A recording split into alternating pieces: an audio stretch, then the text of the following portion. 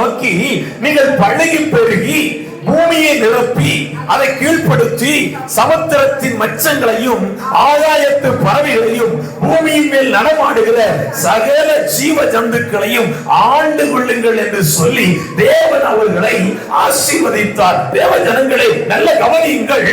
முதலாவது, தேவன் ஆதாமுக்கும் ஏவாளுக்கும் வாக்குத்தத்தம் பண்ணுகிறார், இந்த பூமியை கீழ்ப்படுத்துங்கள், நீங்கள் ஆண்டு கொள்ளுங்கள். நல்ல கவனிங்க. இன்னைக்கு பூமியை நாம் ஆண்டு கொண்டிருக்கிறோமா, பூமி நம்மை ஆண்டு கொண்டிருக்கிறதா?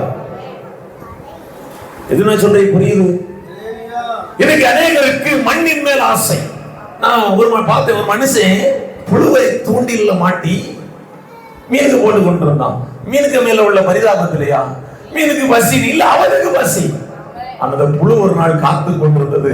என்னைக்கு ஒரு நாள் நீ மண்ணுக்கு கீழே வருவா, அன்னைக்கு நான் அப்படித்தானே